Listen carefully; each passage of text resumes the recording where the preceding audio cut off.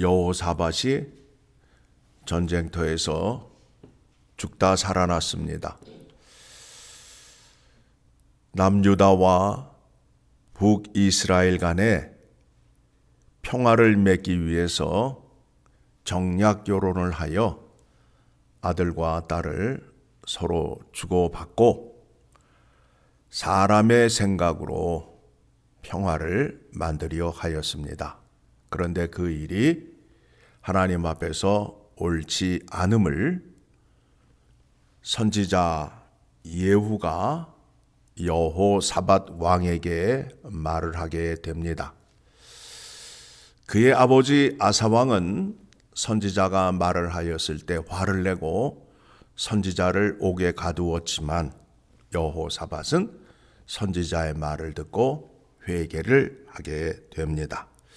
그래서 하나님께 은혜를 받고 용서함을 받아서 다시 개혁을 하기 시작합니다. 4절 이하의 말씀을 보게 되면 여호사밧이 부엘세바에서부터 에브라임 산지까지 민정 시찰을 하고 돌아옵니다. 즉 백성들이 어떻게 사는지를 알아보기 위해서 다녀왔습니다. 그리하였더니 사람이 사는 곳에서는 늘 문제가 생기지요. 이웃과의 다툼이 생기게 됩니다. 그래서 각 성읍에 재판관을 세우는 일을 하게 됩니다. 재판관을 세워서 어떤 일을 하게 되느냐 하면 여호와 하나님을 섬기는 것에 관한 것과 이웃과의 싸움에서 민사, 형사 재판이 일어나잖아요.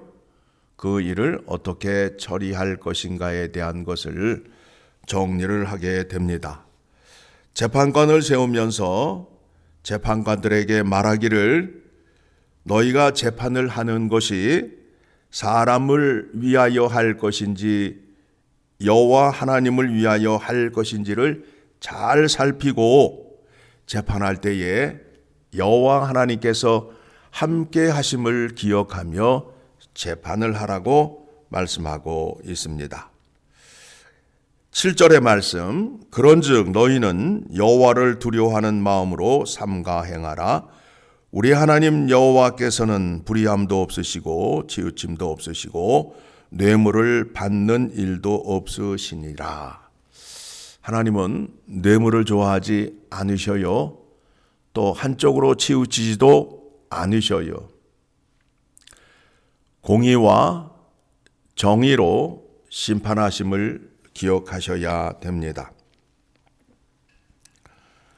8절 이하의 말씀을 보게 되면 예루살렘에 레위 사람과 제사장들과 이스라엘의 족장 중에서 사람을 세워서 여호와께 속한 일과 예루살렘 주민의 모든 송사를 재판하게 하고, 즉 율법을 지키다가 범한 죄의 문제라든가 또 이웃 간의 다툼으로 생긴 민사와 형사 재판은 각각 나누어서 법을 행하게 합니다.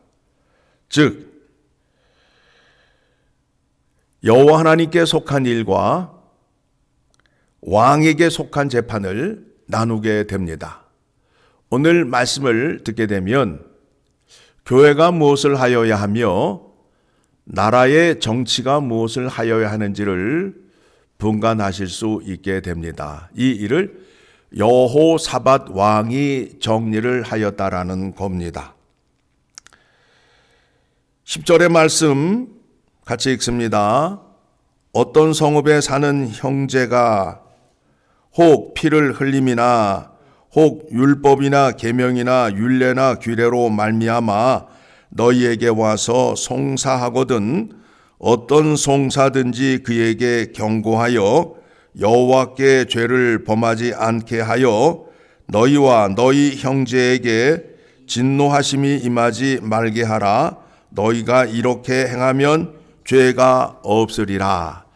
재판관이 재판을 잘못하게 되면 재판관도 심판을 받게 된다라는 겁니다. 우리가 요즘 보게 되면 나라의 책임을 맡은 자들이 너무 엉터리잖아요. 정의롭게 살지 않잖아요. 그런데 그들이 주장하는 건 뭐예요? 사람끼리 서로 합의를 한 것이 정의라고 외치고 있잖아요. 오직 정의는 여호와 하나님의 말씀밖에는 없다라는 것을 기억하시고 우리가 이 세상을 바라보셔야 돼요. 좌냐 우냐 따지지 마시고 똑같이 하나님의 말씀이 심판이 되고 하나님의 말씀이 복받는 기준이 된다라는 것을 기억하시기 바랍니다. 그래서 11절에 가서 여호와께 속한 모든 일에는 대사장 아마랴가 너희를 다스리고 왕에게 속한 모든 일은 유다 지파의 어른 이스마엘의 아들 스바다가 다스리고 레위 사람들은 너희 앞에 관리가 되리라. 여호와의 일과 왕의 일이 나누게 됩니다. 영적 권위를 갖고 하나님의 말씀을 재판하는 종교 재판이 있고 세상 통치, 세상의 권위를 갖고 통치하는 법이 있습니다. 그런데 그 법이 둘 다 여호와 하나님 아래에 있다라는 것을 기억하셔야 돼요.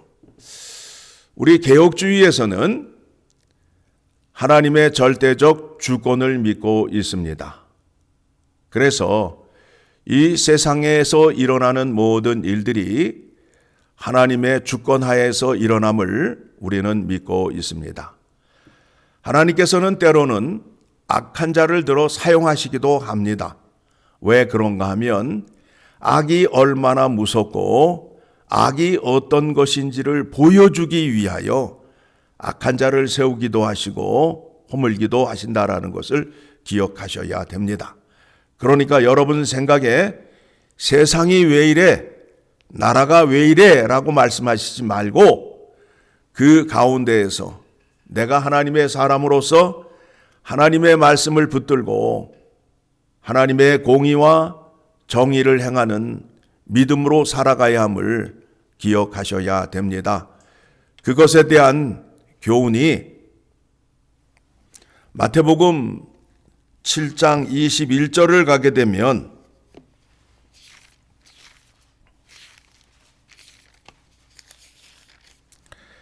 나더러 주여 주여 하는 자마다 다 천국에 들어갈 것이 아니요 다만 하늘에 계신 내 아버지의 뜻대로 행하는 자라야 들어가리라. 그러면 예수님께서는 어떻게 심판을 하시는지 요한복음 5장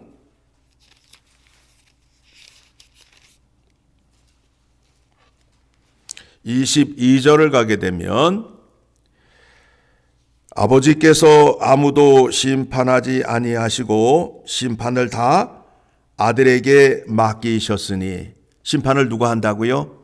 아들이 한단 말입니다. 30절 같이 읽습니다. 내가 아무것도 스스로 할 수 없노라. 듣는 대로 심판하노니 나는 나의 뜻대로 하려 하지 않고 나를 보내신 이의 뜻대로 하려 함으로 내 심판은 의로우니라. 예수님은 누구의 뜻대로?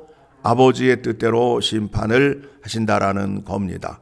그러니까 우리가 하나님의 말씀을 잘 지켜 행하면 두려울 것이 없다라는 거예요. 오늘 예수님이 다시 오셔도 두려울 것이 없다라는 거예요. 예수님께서 가르쳐 주시고 본을 보여주신 대로 행하게 되면 문제가 없다라는 겁니다.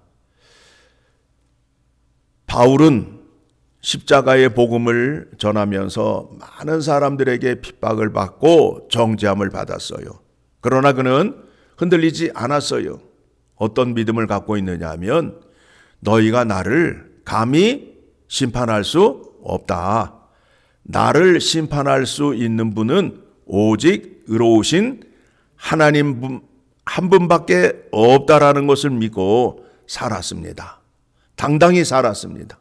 우리도 이 땅에 살면서 누가 나에게 뭐라고 하든 상관하지 마시고 나를 심판하시고 판단하시는 분은 오직 예수 그리스도밖에 없다라는 것을 기억하시기 바랍니다. 디모데후서 4장 8절의 말씀에 나와 있습니다. 이제후로는 나를 위하여 의의 면류관이 예비되었으므로 주 곧 의로우신 재판장이 그날에 내게 주실 것이며 내게만 아니라 주의 나타나심을 사모하는 모든 자에게도니라. 우리가 예수 그리스도만 바라보며 살아야 하는 이유가 바로 거기에 있습니다.